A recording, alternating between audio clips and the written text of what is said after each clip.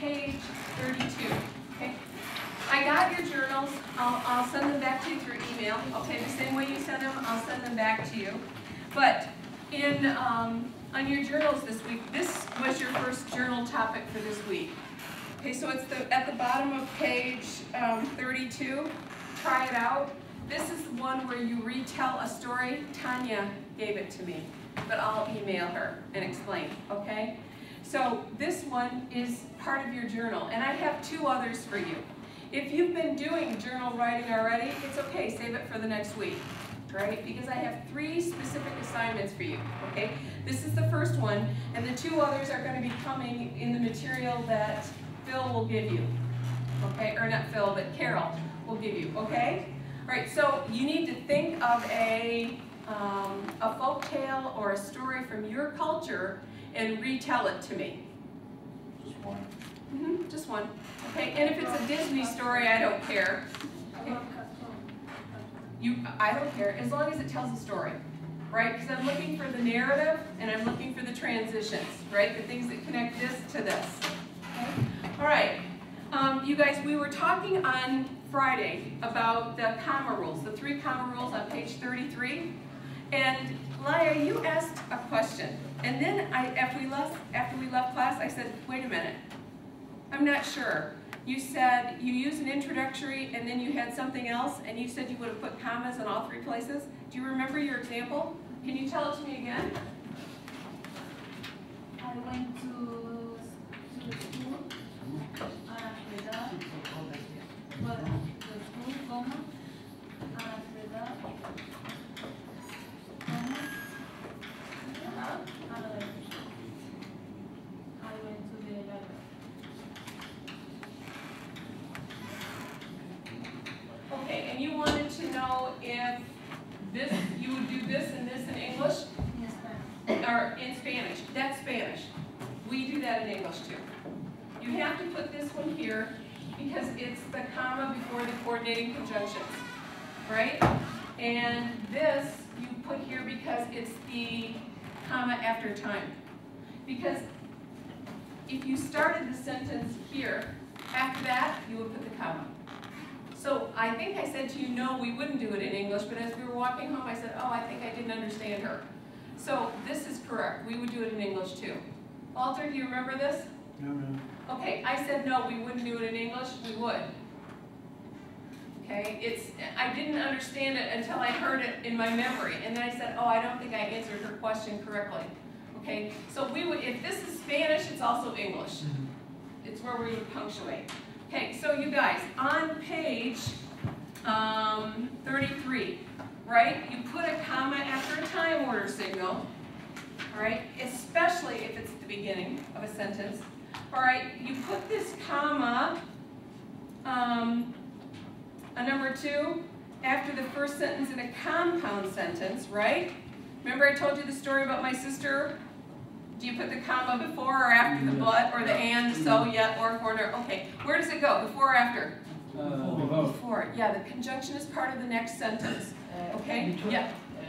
If compound sentence or the simple sentence, you need to put no, or just with compound. Yeah, just with compound. It separates the 2 sentences. Okay? If it just has 2 subjects or 2 verbs, you don't do anything. Okay? You don't do anything. Yeah. You say it well because I say I went to school and after that, and comma after that. So it's like I told you the right thing? Is it different from what we wrote up here? because it's I went to school and comma after that, comma I went to. Right. That's okay. So So that's not Spanish. this is not Spanish. Okay, but this is English. Okay, do you understand? Do you understand? Good, because I don't remember.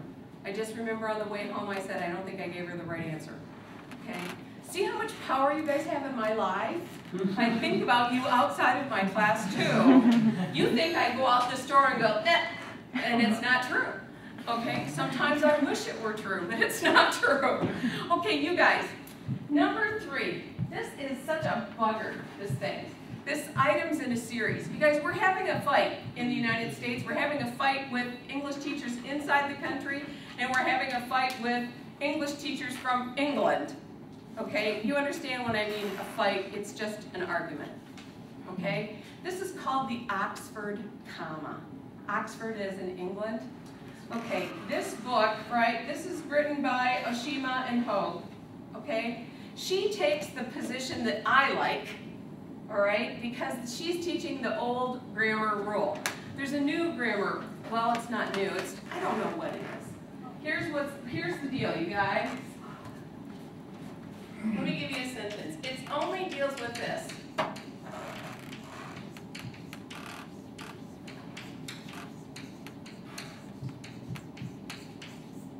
Yeah, let's see.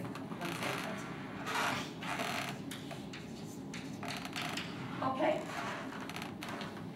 I learned that when you have items in a series, you always put the comma until before the and. All right, but there are people now who say, wait a minute, the and is supposed to take the place of the comma. So, Walter, Sorry, that was my doubt. In Portuguese, it's like that. you do it like this. Yeah, we don't put comma before ands or buts or something like that. Because the ands, exactly. The and is the comma. Yeah, and. Okay, but you don't say coffee and tea and Pepsi, do you? No, I like coffee, tea, and Pepsi. Right, but if you wrote that in Portuguese, would you put a comma here? Yeah. Okay, because there's no and. Yeah. Okay, that's the way, if you do that in English, if you follow that rule, it's okay. It's absolutely fine. That rule was around, since dinosaurs walked the earth, okay? And that's why I know it. But there are a lot of people who said, wait a minute, like you said, the and takes the place of the comma. So they don't want to put this one here anymore. And Arabic is like this.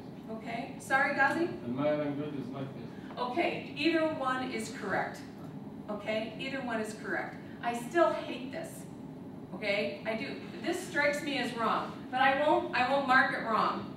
All right, I won't. But in the book, you'll see she teaches the comma before the and.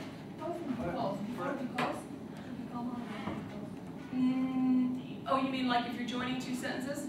Okay, that's an adverb clause, Olympia.